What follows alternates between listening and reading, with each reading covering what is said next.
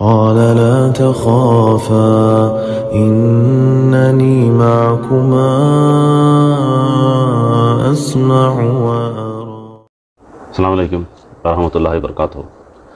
ഇസ്ലാം വിമർശനങ്ങൾക്ക് മറുപടി പറയുക എന്ന പ്രധാന ദൗത്യമായി ആണ് ഈ ചാനലായ പാത്ത് ടു ട്രൂത്ത് എന്നത് നിങ്ങൾക്കെല്ലാവർക്കും അറിയാം. അങ്ങനെ ആ ഒരു വിഷയമായിട്ടാണ് ഇന്ന് ഞങ്ങൾ നിങ്ങളെ കാണുന്നത്. ഇസ്ലാമിനെതിരായിട്ടുള്ള ഒരു പ്രചരണം ഹിജാബിനെ കുറിച്ചിട്ട്. അതായത് ഹിജാബ് അല്ലെങ്കിൽ പർദ അത് എന്തിനാണ് സ്ത്രീകൾക്ക് എന്നുള്ള ആ ടോപ്പിക്കല്ല. അത് ഓൾറെഡി നമ്മൾ ലിയാഖത്തിലേക്കുള്ള വീഡിയോ എന്നുള്ള പരമ്പരയിൽ തന്നെ ഒരു സ്ത്രീ ശരിയായ വസ്ത്രധാരണത്തോടെ അല്ല വരുന്നതെങ്കിൽ അവർക്ക് പല പ്രശ്നങ്ങളും ഉണ്ടാകുന്നുണ്ടെന്നുള്ളത് ആ രീതിയിൽ മറുപടി കൊടുത്തിട്ടുണ്ട്. ഇന്നത്തെ വീഡിയോ അതല്ല. ഹിജാബിൻ്റെ ആയത്ത് സംബന്ധമായിട്ട് വിമർശകർ ഒരു തെറ്റിദ്ധാരണ പരത്തുന്നുണ്ട്. അത് ഉമർ റളിയല്ലാഹു സൗദ ബീവിയെ പുറത്ത് പോകുന്ന കണ്ടിട്ട് പ്രവാചകൻ്റെ അടുത്ത് പറഞ്ഞപ്പോൾ ഉണ്ടായ ഒരായത്താണ് ഈ ഹിജാബിൻ്റെ ആയത്ത്. അപ്പം അത് അതായത് പുറത്ത് അവരുടെ നാച്ചുറൽ കോൾ ഇതിന് എന്താണ് പ്രാഥമിക ആവശ്യത്തിന് വേണ്ടി പുറത്ത് പോയപ്പോൾ ഇങ്ങനെ അങ്ങനെ പോകാൻ പാടില്ല, അവർക്ക് ഹിജാബ് വേണം എന്ന് ഉമർ റളിയല്ലാഹു പറഞ്ഞു. അങ്ങനെ ഉണ്ടായതാണ് ഈ ആയത്ത്. അത് നിങ്ങൾ മുസ്ലിം സ്ത്രീകളെല്ലാം ഇത് ഇടുന്നു, അതുകൊണ്ട് അത് അപ്പിക്കുപ്പായമാണ് എന്ന രീതിയിൽ ഈ ക്രിസ്തംഗികളും അതുപോലെ നിലവാരം കുറഞ്ഞ വേറെ വിമർശകരും പരക്കെ പ്രചരിപ്പിക്കുന്നുണ്ട്. അപ്പോൾ അതിനൊരു ഉത്തരവ് ഉള്ള രീതിയിലാണ് നമ്മൾ ഇന്നത്തെ വീഡിയോ ചെയ്യുന്നത്. ഇതിൽ ഇസ്ലാം വിമർശകരുടെ നിലവാരം എന്ന് പറയുന്നത് ഒരു വിമർശനം പോലെ നമ്മൾ ചോദിച്ചിട്ടുണ്ട്. ഒറ്റ വിമർശനം ഇസ്ലാമിനെതിരെ നിങ്ങൾ ശരിയായ വിമർശനം എടുത്ത് കാണിക്കൂ എന്ന് പല വീഡിയോകളിൽ നമ്മൾ ചോദിച്ചിട്ടുണ്ട്. അത് ലിയാഖത്തിലാണെങ്കിലും ജബ്ബാർ മാഷാണെങ്കിലും ഇനി ക്രിസ്തംഗികളാണെങ്കിലും ആരെക്കൊണ്ടും ശരിയായ ഒരു വിമർശനം പോലും ഇസ്ലാമിനെതിരെ നടത്താൻ അവർക്ക് പറ്റിയിട്ടില്ല. തെറ്റിദ്ധാരണകളും പിന്നെ ഒരു മാന്യതയില്ലാതെ എന്തും പറയാം എന്നുള്ള രീതിയിൽ വായി തോന്നുന്നതെല്ലാം പറഞ്ഞ് അത് ഇസ്ലാം വിമർശനം എന്ന് പേരുവിട്ട് ഇസ്ലാം എയർലായി അള്ളാഹു എയർലായി എന്ന് പറഞ്ഞു നടക്കുന്ന കൊടിത്തോട്ടം പോലെയുള്ള വളരെ നിലവാരം കുറഞ്ഞ മനുഷ്യർ ഉണ്ടാക്കി വെച്ചേക്കുന്ന ഒരു മായ മാത്രമാണ് ഈ ഇസ്ലാം വിമർശനം എന്ന് പറയുന്നത്. അല്ലാതെ അതിൽ കഴമ്പൊന്നുമില്ല എന്നുള്ളത് അതിനൊരു ഉദാഹരണം കൂടാണ് ഈ വീഡിയോ. അവരെത്രത്തോളം ഇതിനെക്കുറിച്ച് അജ്ഞരാണ്, അല്ലെങ്കിൽ ഇസ്ലാമിൻ്റെ എതിരായിട്ടുള്ള വെറുപ്പ് മാത്രമാണ് അവരെ കൊണ്ട് ഇത് ചെയ്യിക്കുന്നത്. എന്തോ ഒരു സാധിച്ചു, എന്തെങ്കിലും ഇസ്ലാമിൻ്റെ രണ്ട് ചീത്ത വിളിക്കുമ്പോഴത്തേക്ക് അവർക്ക് മനസ്സിനൊരു ആശ്വാസം. വെള്ളം അടിച്ചു കഴിഞ്ഞാൽ ചിലർക്ക് ഒരു ഇത് തോന്നുമല്ല. ആ ഒരു ഇൻടോക്സിക്കേറ്റഡ്, അതുപോലെ അത് വളരെ വൃത്തികെട്ട രീതിയിൽ മൈൻഡ് ഇൻടോക്സിക്കേറ്റഡ് നടക്കുന്ന ഒരു കൂട്ടം ആൾക്കാരാണ് ഈ ക്രിസ്തംഗികളും മറ്റ് ഇസ്ലാമിക വിമർശകരും. മാന്യമായി വിമർശിക്കുന്ന ആൾക്കാരല്ല പറയുന്നത്. കണ്ടതെല്ലാം കാണുന്നതെല്ലാം വെറുതെ വായി തോന്നുന്നതെല്ലാം പറഞ്ഞു നടക്കുന്ന ആളുകളെ കുറിച്ചാണ് ഞാൻ പറഞ്ഞത്. അപ്പം അത് വെറും ഒരു പുകമറയാണ് ഇവർ സൃഷ്ടിക്കുന്നത്. അതിനകത്ത് വസ്തുതകളൊന്നും ഇല്ല എന്ന് നമ്മൾ അവരുടെ ഓരോരോ വിമർശനങ്ങൾ എടുത്ത് വെച്ചിട്ട് നമ്മളൊരു ഉത്തരം നൽകുന്നുണ്ട്. ആ രീതിയിലാണ് ഹിജാബ് എന്നുള്ളതും നമുക്ക് ഈ വീഡിയോ കഴിയുമ്പോൾ നമുക്ക് മനസ്സിലാവും. ഇതിൽ ആദ്യം മനസ്സിലാക്കേണ്ടത്, പൊതുവേ നമ്മൾ പർദ എന്ന് നമ്മുടെ നാടൻ ഭാഷയിൽ പറയുന്നത് സ്ത്രീകൾ ഈ കറുത്ത ഒരു വസ്ത്രം അല്ലെങ്കിൽ ബോഡി മൊത്തവും മൂടിക്കൊണ്ട് നടക്കുന്ന വസ്ത്രം പർദ എന്നാണ് നമ്മൾ സാധാരണ പറയുന്നത്. പക്ഷേ ഖുർആനിൽ പർദ എന്നുള്ള വാക്കേ ഇല്ല. അതാണ് ഉറുദു വേർഡ് എന്നുള്ള അവിടെ നിന്നാണ് വന്നിരിക്കുന്നത്. പർദ സ്ക്രീൻ എന്നുള്ള അർത്ഥത്തിൽ അങ്ങനെ വാക്ക് അവിടെ നിന്ന് വന്നാണ് ഇത് പലരും പർദ എന്ന് പറഞ്ഞിട്ട് അബായ പർദ എന്നൊക്കെ പല വാക്കുകളിൽ പറയുന്നത്. ഖുർആൻ ഇതിൽ എന്താണ് പറയുന്നത് എന്നുള്ളതാണ് മെയിൻ. അപ്പം ഇതിനകത്ത് ഖുർആൻ ഈ വിഷയമായിട്ട് രണ്ട് വാക്കുകളാണ് യൂസ് ചെയ്തിരിക്കുന്നത്. രണ്ടല്ലെങ്കിൽ മൂന്നെന്ന് പറയാം. ജിൽബാബ്, കിമാർ, ഹിജാബ്. ഈ മൂന്ന് വാക്കുകളാണ് ഈ ഡ്രസ്സ് അല്ലെങ്കിൽ നമ്മൾ സ്ത്രീകളുടെ വസ്ത്രധാരണവുമായിട്ട് ബന്ധപ്പെട്ട് ഖുർആൻ യൂസ് ചെയ്തിരിക്കുന്ന മൂന്ന് വാക്കുകൾ. അത് എന്താണെന്ന് ഓരോന്നോരോന്ന് നമുക്ക് അങ്ങോട്ട് ചെല്ലുമ്പോൾ നമുക്ക് അങ്ങോട്ട് പോകുമ്പോഴത്തേക്ക് ഓരോ ആയത്തെടുത്ത് വെച്ച് നോക്കുമ്പോൾ നമുക്ക് മനസ്സിലാവും.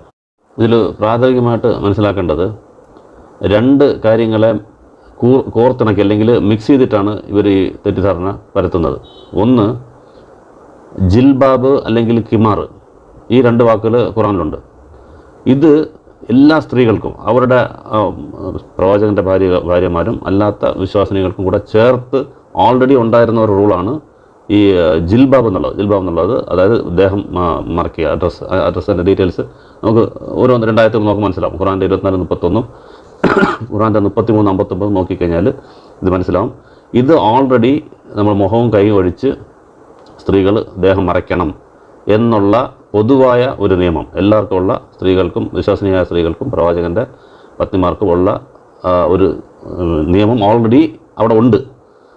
അത് കൂടാതെയാണ് ഈ ഹിജാബിൻ്റെ നിയമം ഇറങ്ങുന്നത് 33-53.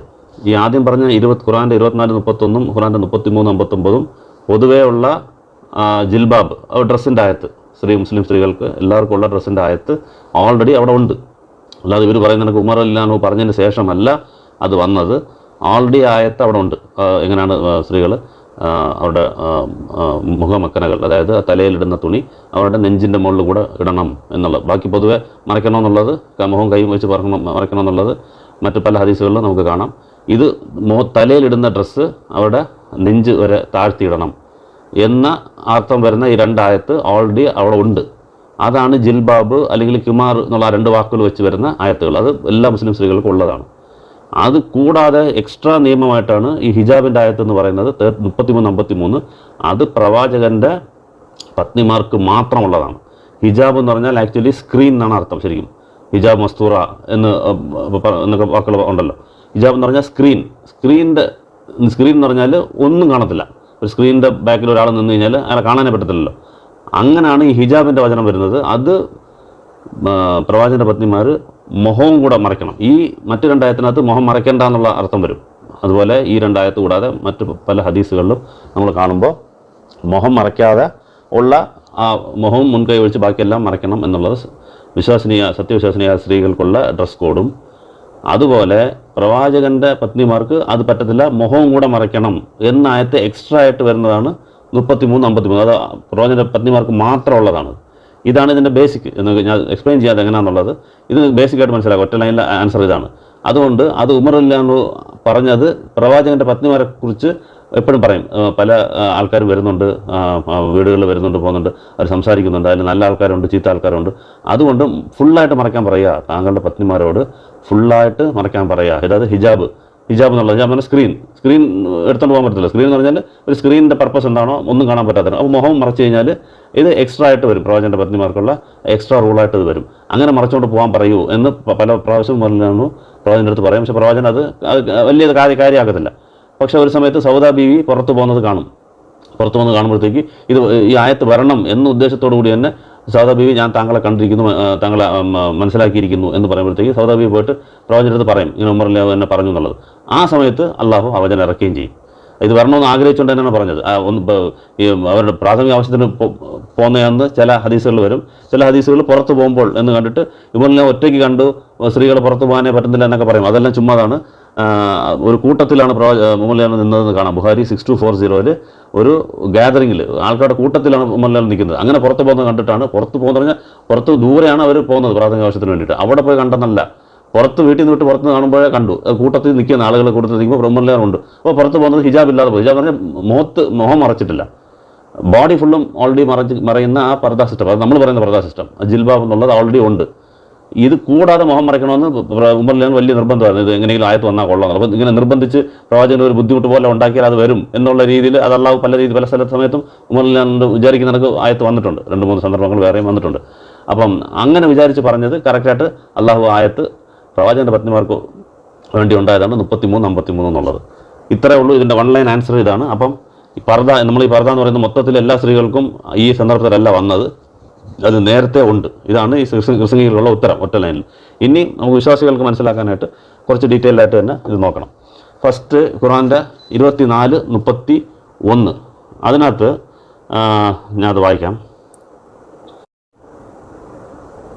അതിനകത്ത് ഖുർആൻ്റെ 24, 31 സത്യവിശ്വാസികളോടും അവരുടെ ദൃഷ്ടികൾ താഴ്ത്തുവാനും അവരുടെ ഗുഹാവയവങ്ങൾ കാത്തു സൂക്ഷിക്കുവാനും, അത് ചരിത്രം കാത്തു സൂക്ഷിക്കാനും അവരുടെ ഭംഗിയിൽ നിന്നും, ഇതാണ് ശ്രദ്ധിക്കേണ്ടത്, അവരുടെ ഭംഗിയിൽ നിന്നും പ്രത്യക്ഷമായത് ഒഴിച്ച് മറ്റൊന്നും വെളിപ്പെടുത്താതിരിക്കുവാനും നീ പറയുക.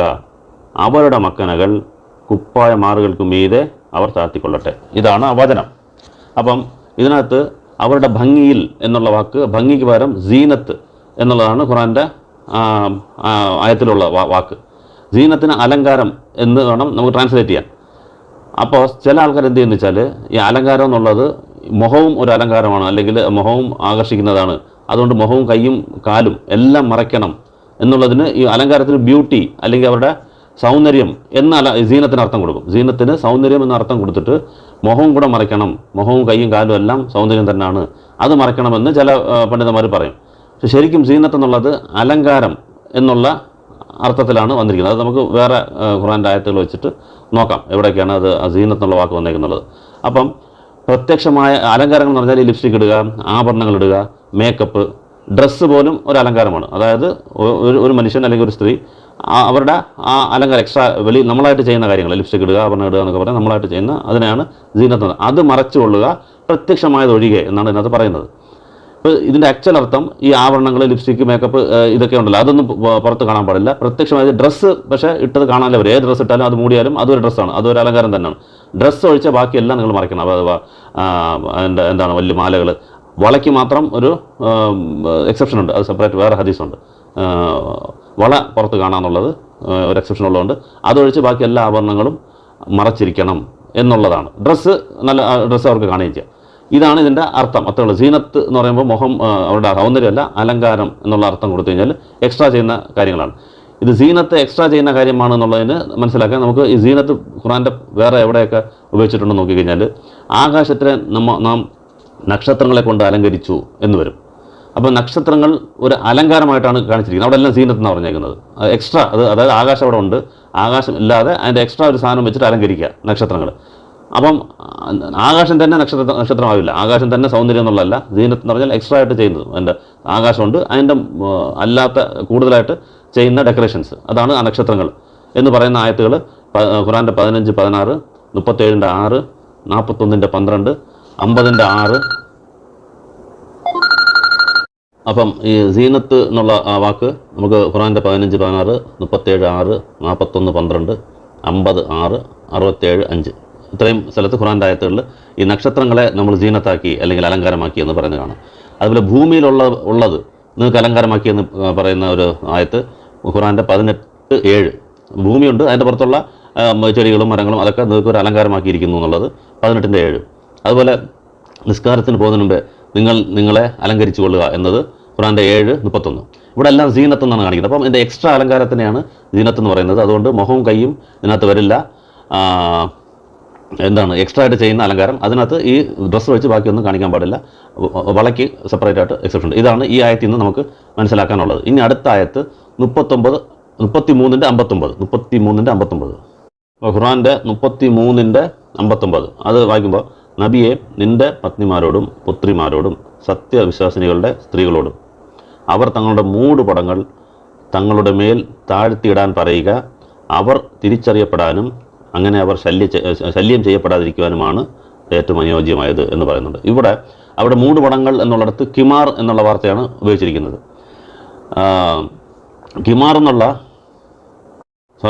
കിമാറല്ല, ജിൽബാബ് എന്നുള്ള വാക്കാണ് ഇവിടെ ഈ മൂടുപടങ്ങൾ എന്നുള്ള സ്ഥലത്ത് ഉപയോഗിച്ചിരിക്കുന്നത്. സ്ത്രീകളോടും അവർ തങ്ങളുടെ മൂടുപടങ്ങൾ തങ്ങളുടെ മേൽ താഴ്ത്തിയിടുക. ഈ ജിൽബാബ് എന്നുള്ള വാക്കാണ് ഇവിടെ ഉപയോഗിച്ചിരിക്കുന്നത്. കിമാർ എന്നുള്ളത് ഞാൻ ആദ്യം വായിച്ച ആയത്തില്ലേ 24:31 അതിനകത്ത് അവരുടെ മുഖമക്കനകൾ അവരുടെ നെഞ്ചത്തിലേക്ക് താഴ്ത്തിയിടുക എന്നുള്ളതിനകത്ത് കിമാർ എന്ന വാക്കാണ് ഉപയോഗിച്ചിരിക്കുന്നത്. അത് അവിടെ നിൽക്കട്ടെ. ഇപ്പോൾ ഈ ജിൽബാബ് എന്താണെന്ന് മനസ്സിലാക്കി എൻ്റെ അർത്ഥം മനസ്സിലാക്കി കഴിഞ്ഞാൽ ആ കിമാറുമായിട്ട് ചേർത്തിട്ട് ഇതെന്താണ് ഈ വാക്ക് കൊണ്ട് ഉദ്ദേശിക്കുന്നത് നമുക്ക് മനസ്സിലാക്കാം. പൊതുവെ ജിൽബാബ് എന്നുള്ളതിന് ഡിക്ഷണറി മീനിങ് പല അർത്ഥങ്ങളുണ്ട്. അതായത് ഈ കിമാർ ഹെഡ് ഡ്രസ്, ഹെഡ് സ്കാർഫ്, മുകളിൽ തലയിലിടുന്ന തുണി, അതിന് കിമാർ അതിന് ജിൽബാബ് എന്ന് പറയാറുണ്ട്. അതുപോലെ മേലങ്കി, ദേഹം മൊത്തം മൂടുന്ന കണക്കുള്ള വലിയ ഷാൾ പോലെ അല്ലെങ്കിൽ വലിയ ഡ്രസ്സ്, ഒറ്റ ഡ്രസ്സ്, അതിന് കിമാർ എന്ന് പറയാറുണ്ട്, ജിൽബാബ് എന്ന് പറയാറുണ്ട്. കൈലി പോലുള്ള ഡ്രസ്സിന് ഫുൾ ബോഡി കവർ ചെയ്യുന്നതിനെല്ലാം ജിൽബാബ് എന്നുള്ള വാക്ക് ഡിക്ഷണറി മീനിങ് ഉണ്ട്. അപ്പോൾ ഈ ആയത്തിൽ 33-59 എന്ത് അർത്ഥമാണ് കൊടുക്കുക? പല അർത്ഥങ്ങളുണ്ടെങ്കിലും ഇവിടെ എന്താണോ സൂട്ടബിൾ ആവുന്നത്, എന്താണോ അനുയോജ്യമായിട്ടുള്ളത് ആ വാക്കാണ് നമ്മളിവിടെ കൊടുക്കേണ്ടത്. അപ്പോൾ ഇതിനകത്ത് നോക്കിക്കഴിഞ്ഞാൽ ക്ലിയർ ആയിട്ട് മനസ്സിലാക്കാം. അതിൻ്റെ പർപ്പസ് 2 കാര്യങ്ങൾ പറയുന്നുണ്ട്. നിങ്ങളുടെ സ്ത്രീകൾ അവരുടെ മൂടുപടങ്ങൾ തങ്ങളുടെ മേൽ താഴെ ഇടുവാൻ പറയുക. എന്നിട്ട് 2 കാരണങ്ങൾ പറയുന്നുണ്ട്. അവർ തിരിച്ചറിയപ്പെടാനും എന്ന് പറഞ്ഞാൽ അവർ മുഖം കാണണം എന്നാണ് എൻ്റെ അർത്ഥം. ഒരാളെ തിരിച്ചറിയപ്പെടുന്ന അവയവം എന്ന് പറഞ്ഞാൽ മുഖമാണ്. മുഖം കണ്ടാലാണ് ആളാരാണെന്ന് മനസ്സിലാക്കാൻ പറ്റുക. അപ്പോൾ തലയെന്ന് ഇങ്ങനെ തലയിലുള്ള ആ സ്കാർഫ് നിങ്ങൾ താഴെയായിട്ടിടുക എന്ന് പറഞ്ഞാൽ അത് മുഖം മറച്ചും താഴോട്ടിടാം, മുഖം മറക്കാതെ ഇടാം. ഇത് മുഖം മറച്ചുകൂടാ എന്നുള്ളതിനാണ് അവർ തിരിച്ചറിയപ്പെടാൻ എന്നും. അടുത്തത് അവർ ശല്യപ്പെടാതിരിക്കാനും. അപ്പോൾ അവരുടെ നെഞ്ചിൻ്റെ മുകളിലേക്ക് ഇറക്കാനാണ് അതിൻ്റെ അർത്ഥം. കിമാർ എന്നുള്ള അർത്ഥം ഇതിനകത്തുണ്ട് ജിൽബാബിന്. അപ്പം നമ്മൾ പറയുന്ന ഈ മുകളിൽ തല വഴി ഇടുന്ന ആ സ്കാർഫ് അല്ലെങ്കിൽ ഷാള്, നെഞ്ചിൻ്റെ മുകളിൽ കൂടി ഇടുന്ന സ്കാർഫാണ് ഇവിടെ ജിൽബാബ് കൊണ്ട് മീനിങ് ആവുന്നത്. അത് തന്നെയാണ് 24:31 പറഞ്ഞേക്കുന്നത്. നിങ്ങളുടെ പറഞ്ഞില്ല അവരുടെ തലയിലുള്ള കിമാറുകൾ താഴ്ത്തിയിടട്ടെ. ആ ജിൽബാബ് എന്താണെന്നുള്ളത് പഴയ ആയത്തും ഈ 24-31 ആയത്തിലെ കിമാർ എന്നുള്ള വാക്കർത്ഥവും ഇവിടെ ഉപയോഗിച്ചിരിക്കുന്ന അവർ മുഖം തിരിച്ചറിയപ്പെടാനും അവർ എന്നുള്ള ആയത്തുകൊണ്ട് നമുക്ക് മനസ്സിലാക്കാൻ പറ്റും. ഇത് മുഖം കാണണം എന്നാണ് ഈ ആയത്ത് പറയുന്നത്. അപ്പം ഈ രണ്ടായത്താണ് ഇസ്ലാമിൻ്റെ ഇതാണ് പർദയുടെ ആയത്ത്. കൈയും ബാക്കിയെല്ലാം മറയ്ക്കണം എന്നുള്ളത് ഹദീസിൽ നിന്ന് കിട്ടും. ഈ ആയത്ത് മുഖം മറച്ചുവിടാ എന്നും അവരുടെ തലയിലുള്ള മക്കനകൾ നെഞ്ചിൻ്റെ മുകളിലൂടെ ഇടണം എന്നുള്ളതും ഈ രണ്ടായത്തു നിന്നും നമുക്ക് മനസ്സിലാക്കാൻ പറ്റും. അതുപോലെ ജിൽബാബ് എന്നുള്ളത് മുഖം മറയ്ക്കാത്തതാണെന്നുള്ളതിന് ഹദീസുകളിൽ ഒരുപാട് ഹദീസുകൾ കാണാം. ഒരെണ്ണം മാത്രം പറയാം. ബുഖാരിയിലെ 351 ഈദിൻ്റെ നിസ്കാരത്തിനകത്ത് സ്ത്രീകൾ മെൻസസ് ഉള്ള സ്ത്രീകളും വരാം എന്ന് പറയുമ്പോഴത്തേക്ക് അതിനകത്തൊരു സ്ത്രീ ചോദിക്കും, ഞങ്ങൾക്ക് ജിൽബാബ് ഇല്ല എന്ന് പറയും. അപ്പോൾ ഒരു ജിൽബാബ് ഇല്ലാത്തൊരു ജിൽബാബ് ഉള്ളിടത്തുനിന്ന് വാങ്ങിച്ച് നിങ്ങൾ ഇടുക എന്ന് പറയും. അപ്പം പുറത്ത് വരണമെങ്കിൽ ജിൽബാബ് വേണമെന്നുള്ളത് ആ ഹദീസിൽ നിന്ന് കിട്ടി. മറ്റൊരു ഹദീസിൽ മുസ്ലിം 1607 അല്ലെങ്കിൽ മുസ്ലിം 1467 അതിനകത്ത് പ്രവാചകൻ ജുമാ കുത്തുബ ആണുങ്ങൾക്ക് വേണ്ടി നടത്തിയിട്ട് പെണ്ണുങ്ങളുടെ സൈഡിൽ പോയിട്ട് ഒരു കുത്തുബ കൂടെ നടത്തും. ഇന്നത്തെ പോലെ മൈക്കൊന്നും ഇല്ലാത്തതുകൊണ്ട് അവർക്കും പോയിട്ട് കുത്തുബ നടത്തും. അപ്പോൾ അതിനകത്ത് ദാനധർമ്മങ്ങളെ കുറിച്ചൊക്കെ പറയുന്ന ഒരു ഹദീസാണ്. സ്ത്രീകളോട് പറയുന്നുണ്ട് നിങ്ങൾ ദാനധർമ്മം അധികരിപ്പിക്കുക. അപ്പോൾ ആ ഹദീസിലാണ് പറയുന്നത്. ഞാൻ കൂടുതലായിട്ട് സ്ത്രീകളെ കണ്ടു എന്ന് പറയുന്നത് എനിക്ക് തോന്നുന്നു ആയത്തിലാണ് പറയുന്നത്. അപ്പോൾ ഈ ഹദീസ് അറിയിക്കുന്ന സഹാബി ഈ ചോദ്യം ചോദിച്ച സ്ത്രീയുടെ കവിള് കറുത്ത ഒരു സ്ത്രീ എന്ന് പറയുന്നുണ്ട്. അപ്പോൾ കവിള് കറുത്ത സ്ത്രീ എന്ന് പറയണമെങ്കിൽ മുഖം മറച്ചിട്ടുണ്ടായില്ല എന്നർത്ഥം. അപ്പോൾ ജിൽബാബ് ഇടാതെയാണ് ആ സ്ത്രീ ഇട്ടിട്ടാണ് സ്ത്രീ വന്നേക്കുന്നത്, ഇല്ലെങ്കിൽ പ്രവാചകൻ ക്വസ്റ്റ്യൻ ചെയ്യും. അപ്പം മുഖം കാണുകയും ചെയ്യാം. അപ്പം ആ മുഖം കണ്ടുവിടാന്നുണ്ടെങ്കിൽ പ്രവാചകൻ ക്വസ്റ്റ്യൻ ചെയ്യുമായിരുന്നു. അപ്പോൾ ഇതിൽ നിന്ന് ജിൽബാബ് എന്താണെന്നുള്ളത് നമുക്ക് ഹദീസിൽ നിന്നും നമുക്ക് മനസ്സിലാക്കാൻ പറ്റുന്നത്. വേറെ ഒരുപാട് ഹദീസുകൾ കാണാം. ഇപ്പോൾ ഒരു ആയിഷ ബീവി പറയുന്നത് സുബഹി നമസ്കാരത്തിന് സ്ത്രീകൾ ഞങ്ങളെല്ലാം പള്ളിയിൽ പോകുമായിരുന്നു, തിരിച്ചു വരുമ്പോൾ സൂര്യൻ ഉദിച്ചിട്ടുണ്ടാവില്ല, അതുകൊണ്ട് സ്ത്രീകൾ ആരൊക്കെയാണെന്ന് ഞങ്ങൾക്ക് ഐഡൻറ്റിഫൈ ചെയ്യാൻ പറ്റിയിട്ടില്ല, തിരിച്ചറിയാൻ പറ്റിയിട്ടില്ല എന്ന് പറയുന്ന ഹദീസ് ബുഖാരിയിലെ 578, 372, 867, 872 എന്നുള്ളത് കാണാം. അപ്പോൾ തിരിച്ചറിയാൻ പറ്റില്ല എന്ന് പറഞ്ഞാൽ അവർ വെളിച്ചുണ്ടായിരുന്നെങ്കിൽ അവരെ കാണാം എന്നുള്ള അർത്ഥം അതിനകത്ത് വരുന്നുണ്ട്. അപ്പം മുഖം മറച്ചിട്ടില്ല എന്നുള്ളത് അതിനകത്ത് കാണാം. അതുപോലെ ഒരു സ്ത്രീ സ്വദേഹം ദാനം ചെയ്യാൻ പ്രവാചകൻ്റെ അടുത്ത് വന്നു. സ്വദേഹം ദാനം ചെയ്യാന്ന് പറഞ്ഞാൽ മഹറില്ലാതെ വിവാഹം കഴിക്കുക എന്നുള്ളതാണ് എൻ്റെ അർത്ഥം. അപ്പം വിവാഹം കഴിക്കാൻ താല്പര്യപ്പെട്ട ഒരു സ്ത്രീ വരുന്നത് ഒരു സംഭവം ബുഖാരിയിൽ 5030 കാണാം. അപ്പം അങ്ങനെ വരുമ്പോഴത്തേക്ക് പ്രവാചകൻ ആ സ്ത്രീയുടെ മുഖത്ത് നോക്കിയിട്ട് പെട്ടെന്ന് തല അങ്ങ് താഴ്ത്തുന്നത് കാണാം. അപ്പോൾ ആ സ്ത്രീ ആരാന്ന് മുഖം കൊണ്ട് ഐഡൻറ്റിഫൈ ചെയ്തുകൊണ്ടല്ലേ മുഖത്തോട്ട് നോക്കിയത്. അപ്പം ആ സമയത്തും ആ ജിൽബാബ് എന്നുള്ളത് മുഖം മറയ്ക്കാനല്ല എന്നുള്ളത് നമുക്ക് മനസ്സിലാക്കാം. അതുപോലെ ബുഖാരി 1466 ബിലാൽ റളിയല്ലാഹു അൻഹു പ്രവാചകൻ്റെ വീട്ടിലേക്ക് വന്നിരുന്ന 2 സ്ത്രീകൾ ചോദ്യം ചോദിക്കട്ടെ, അവർ ആരാന്ന് മനസ്സിലാക്കുന്നത് കാണാം ബുഖാരി 1466. അപ്പം മുഖം മറയ്ക്കാത്തതുകൊണ്ടാണ്. അതുപോലെ അങ്ങനെ മറ്റ് പല ഹദീസിലും കാണാം. അവസാന ഒരു ഹജ്ജ് സമയത്ത് പ്രവാചകനും ഫസൽ ബിൻ അബ്ബാസ് ഒരേ ഒട്ടകത്തിൽ യാത്ര ചെയ്യുമ്പോഴത്തേക്ക് ഫസൽ ബിൻ അബ്ബാസ് തിരിഞ്ഞു നോക്കും, ഒരു സ്ത്രീ ഓപ്പോസിറ്റ് ഡയറക്ഷനിൽ പോകും. അപ്പം പ്രവാചകൻ തല പിരിച്ച് ഇങ്ങോട്ട് തിരിച്ച് അങ്ങോട്ട് നോക്കണ്ടെന്നുള്ള രീതിയിൽ. അപ്പം ഹജ്ജിന് വരുന്ന സ്ത്രീ പോലും എന്താണ് മുഖം മറച്ചിട്ടില്ല എന്നുള്ളത്. ഇപ്പോൾ ജിൽബാബ് എന്നുള്ളത് മുഖം മറയ്ക്കേണ്ട എന്നുള്ളതാണ്. തലവഴി ഇടുന്നത് നെഞ്ചത്തേക്ക് ഇറക്കിയിടുക എന്നുള്ളത്. ബാക്കി മുഖം കൈ ഒഴിച്ച് ബാക്കിയെല്ലാം മറയ്ക്കണം എന്നുള്ളത് സെപ്പറേറ്റ് ഹദീസും ഉണ്ട്. ഹദീസ് അബൂദാവൂദിൽ 4104 കാണാം. അതുപോലെ തിർമിദിയിൽ 1731 ഒരു സിബറൻ ഒരു ജാൻ നിങ്ങളുടെ ഡ്രസ്സുകൾ താഴ്ത്തിയിടുക എന്ന് സ്ത്രീകളോട് പറയുന്നത് പ്രവാചകൻ പറയുന്ന ഹദീസും കാണാം. അപ്പം ഇതെല്ലാം വെച്ച് നോക്കുമ്പോൾ മുഖം മറയ്ക്കാതെയുള്ള ഈ ആയത്ത്, ഇത് ജിൽബാബിൻ്റെ അല്ലെങ്കിൽ ദേഹം കവർ ചെയ്യുന്ന ആയത്ത് ഓൾറെഡി അവിടെ ഉണ്ടായിരുന്നു എന്നുള്ളത് മനസ്സിലാക്കുക. ഇനിയാണ് ഈ ഹിജാബിൻ്റെ ആയത്ത് എന്ന് പറയുന്നത് 33-53 അത് വായിക്കാം. അതിൻ്റെ പ്രസക്തമായ ഭാഗം മാത്രം വായിക്കാം. നബിയുടെ ഭാര്യമാരോട് നിങ്ങൾ എന്തെങ്കിലും ചോദിക്കുകയാണെങ്കിൽ ഒരു ഹിജാബിൻ്റെ പുറകിൽ നിന്ന് ചോദിക്കുക എന്നുള്ളതാണ് ആയത്ത്. ഇത് ആ ആയത്ത് നോക്കിയാൽ തന്നെ അറിയാം നബിമാരുടെ ഭാര്യമാർക്ക് മാത്രം ഇറങ്ങിയതാണെന്നുള്ളത്. ആയത്തിൻ്റെ തുടക്കത്തിൽ തന്നെ നബിയുടെ വീട്ടിൽ കയറുമ്പോൾ എന്ന് തുടങ്ങുന്ന കാണാം. അതുപോലെ തന്നെ ഈ ആയത്തിൻ്റെ മുമ്പ് ഒരു 30-33 വരെയും പ്രവാചകന്റെ പത്നിമാർക്ക് മാത്രമുള്ള നിയമമാണ്. അവർ തെറ്റ് ചെയ്താൽ 2 മടങ്ങ് ശിക്ഷ കിട്ടും, നന്മ ചെയ്താൽ 2 മടങ്ങ് കൂലി കിട്ടും, നിങ്ങൾ മറ്റുള്ള സ്ത്രീകളെ പോലെ അല്ല എന്നെല്ലാം പറയുന്ന ആയത്തുകൾ കാണാം. നിങ്ങൾ പുറത്ത് പോവുകയാണെങ്കിൽ ജാഹിലിയ കാലത്തെ സ്ത്രീകളെ പോലെ പുറത്ത് പോകരുത് എന്ന് പറയുന്ന ആയത്ത് കാണാം. പക്ഷെ പുറത്ത് പോകണമെങ്കിൽ ഹിജാബോടെ പോകണം. അതാ ഈ സ്ക്രീനോടെ ഫുൾ അടച്ചു പോകണം. അതാണ് ഈ 33-33 എക്സ്പ്ലനേഷൻ. പുറത്ത് പോകരുതെന്ന് പറഞ്ഞു. പക്ഷേ ഹിജാബിൻ്റെ ആയത്ത് വരുമ്പോഴത്തേക്ക് ആ പുറത്ത് കാണുന്നില്ലല്ലോ, ഫുള്ള് കവർ ചെയ്യുന്നതുകൊണ്ട് ഫുൾ കവേർഡായിട്ട് പുറത്ത് പോവാം എന്നുള്ള ആയത്ത് ഇതിനകത്ത് വരും. അപ്പം ഇതിന് വരാനുള്ള സന്ദർഭമാണ് ഈ പറയുന്നത്. അത് കാണണമെങ്കിൽ ഉമർ റളിയല്ലാഹുവുമായിട്ട് ബന്ധപ്പെട്ട് ഇവർ പറയുന്ന കാര്യങ്ങൾ ബുഖാരിയിലെ 5466, 1428 അതുപോലെ തന്നെ മുസ്ലിം 1428F സൈനബ് റളിയല്ലാഹു അൻഹയെ പ്രവാചകൻ വിവാഹം കഴിക്കുന്ന സമയത്ത് ആ സമയത്താണ് ഈ ഹിജാബിൻ്റെ ആയത്ത് വരുന്നതെന്നുള്ളത് ഈ റെഫറൻസ് അതിനകത്ത് കിട്ടും. അതുപോലെ ഉമർ റളിയല്ലാഹു അൻഹു അടിക്കടി പറയുമായിരുന്നു പ്രവാചകൻ്റെ അടുത്ത്, നല്ല ആൾക്കാർ ചീത്ത ആൾക്കാരെല്ലാം താങ്കളെ കാണാൻ വരുന്നുണ്ട്, അപ്പോൾ അവരിൽ നിന്നും ഇവരെ ഫുള്ളായിട്ട് വെയിൽ ചെയ്യണം, അതായത് ഹിജാബ് മൊത്തത്തിൽ സ്ക്രീൻ ചെയ്ത് ഒരു മറയ്ക്ക് പിന്നിൽ നിന്ന് സംസാരിക്കണം എന്ന് പല പ്രാവശ്യം പ്രവാചകനോട് സംസാരിച്ചെന്നുള്ളത് ബുഹാരി 402, ബുഹാരി 4790 കാണാം. പക്ഷേ പ്രവാചകൻ ആ സമയത്ത് അത് കാര്യമല്ല, വഹി വരാതെ പ്രവാചകൻ പറയാൻ പറ്റത്തില്ലല്ലോ, കാര്യമാക്കില്ല. അപ്പോൾ പ്രവാചകൻ പക്ഷേ ഉമറിൻ്റെ മനസ്സിനകത്ത് ഇതെങ്ങനെയെങ്കിലും ഇവർ വരണം, സ്ത്രീകൾ പ്രവാചകൻ്റെ സ്ത്രീകൾ മറ്റുള്ളവരെ പോലെ അല്ല, അവർ കൂടുതലായിട്ടും മറക്കേണ്ടിയിരിക്കുന്നു, മറ്റുള്ള ആൾക്കാരുടെ മുമ്പിൽ മുഖം പോലും കാണിക്കാതെ വേണം പോകാൻ എന്നുള്ള ആഗ്രഹമുള്ളതുകൊണ്ട് ഇങ്ങനെ ആഗ്രഹിച്ചുകൊണ്ടിരിക്കും. അപ്പോഴാണ് ഒരു സന്ദർഭത്തിൽ സൗദി അറേബ്യയിൽ പുറത്ത് പോകുന്നത് കണ്ടത്. ആ മഹദി വന്നിട്ട് നല്ല ഹൈറ്റുള്ള ആളാണ്, അപ്പോൾ അതുകൊണ്ട് ബാക്കിയുള്ള സ്ഥലത്തുനിന്ന് നല്ല പോകുമ്പോൾ അറിയാൻ പറ്റും. അതുകൊണ്ടാണ് ഉമർ കൂട്ടത്തിൽ നിൽക്കുമ്പോൾ, കുറച്ച് ആൾക്കാരുടെ കൂട്ടത്തിൽ നിൽക്കുമ്പോൾ പുറത്ത് പോകുന്നത് കാണാം. ഇവർ പിന്നെ പ്രാഥമികത്തിന് പോകുമ്പോൾ കണ്ടു എന്നൊക്കെ പറഞ്ഞ് വെറുതെ വേണ്ട ആവശ്യമില്ലാത്ത കുത്തിത്തിരിപ്പും തെറ്റിദ്ധരിപ്പിക്കലൊക്കെ വിമർശനം നടത്തും. അവർക്ക് വേറെ നേരെ വിമർശിക്കാനില്ലാത്തതുകൊണ്ട് അങ്ങനെയൊക്കെ പറയും. പക്ഷെ അതല്ല, വീട് വിട്ട് പോകുമ്പോൾ തന്നെ കണ്ടു എന്നുള്ളതാണ്, ആൾക്കാരുടെ കൂട്ടത്തിൽ നിന്നു എന്നുള്ളത് നമ്മൾ അത് ഓൾറെഡി പറഞ്ഞത്. ബുഹാരി 146 കാണാം, അതുപോലെ ബുഹാരി 6240 കാണാം. 6240 കൂട്ടത്തിൽ നിന്നിരുന്നത് കണ്ടു. അപ്പം സൗദിയെ തന്നെ വിളിച്ച് പറയും, ഞാൻ കണ്ടിട്ടുണ്ട്, ഞാൻ മനസ്സിലായിട്ടുണ്ട്, ആരാന്ന് പോകുന്നത്, ആരാന്ന് മനസ്സിലായിട്ടുണ്ട്. രാത്രിയാണല്ലോ, എന്നാലും ഹൈറ്റുള്ള ലേഡി ആയതുകൊണ്ട് ആ ഹൈറ്റ് വെച്ച് കണ്ടുപിടിച്ചു ഇത് സൗദ എന്നുള്ളത്. അപ്പോൾ ഇത് സൗദ എന്ന് പ്രവാചകൻ്റെ അടുത്ത് പറയുമ്പോൾ ഇങ്ങനെ പറയുന്നപ്പോഴത്തേക്ക് ആ സമയത്ത് പ്രവാചകൻ ഇങ്ങനെ ഉമറിൽ ചോദിച്ചുകൊണ്ടിരിക്കുകയാണല്ലോ, കറക്റ്റായിട്ട് അള്ളാഹു ആ സമയത്ത് ആയത്തിറക്കും ഹിജാബിൻ്റെ. അപ്പോൾ ഇത് സാധാരണ വിമർശകർ ഇത് ചെയ്യുന്ന പോലെ മൊത്തം സ്ത്രീകൾക്കുള്ള ഹിജാബ് ആയത്ത് ഈ സന്ദർഭം വെച്ചിട്ടല്ല വന്നത്, അത് ഓൾറെഡി ഉണ്ട്. മറ്റുള്ളവർക്ക് സ്ത്രീകൾക്ക്, വിശ്വാസി സ്ത്രീകൾ മുഖം കൈ ഒഴിച്ച് ബാക്കിയെല്ലാം മറയ്ക്കണം എന്നുള്ള റൂൾ ഉള്ളപ്പോൾ തന്നെയാണ് പ്രവാചകൻ്റെ പത്നിമാർക്ക് മാത്രമായിട്ട് ഈ ഹിജാബ് ഫുൾ ബോഡി കവർ, അതായത് സ്ക്രീൻ ഇട്ടാൽ എങ്ങനെയാണോ ഒന്നും കാണാത്തത് ആ ആയത്ത് അവർ ഇറങ്ങിയത്. അതുകൊണ്ട് ഇത് ഉമർ പറഞ്ഞ സംഭവം സാധാരണ നമ്മളിപ്പോൾ ഇടുന്ന ആ പർദ സിസ്റ്റത്തുമായിട്ട് യാതൊരു ബന്ധവുമില്ല. വെറുതെ നിങ്ങൾ പറഞ്ഞ് കളിയാക്കുക എന്നുള്ള വളരെ താഴ്ന്ന നിലവാരം എന്ന് മാത്രമേ കാണാൻ പറ്റത്തുള്ളൂ. ഇതുകൊണ്ടൊന്നും ഇസ്ലാമിന് നിങ്ങൾക്ക് ഒന്നും ചെയ്യാൻ പറ്റത്തില്ല എന്നുള്ളത് നിങ്ങളുടെ ഈ വളരെ ബാലിശമായ വാദം തന്നെയാണ് തെളിവ്. മറ്റൊരു വിമർശനത്തിന് മറുപടിയായിട്ട് അടുത്ത വീഡിയോ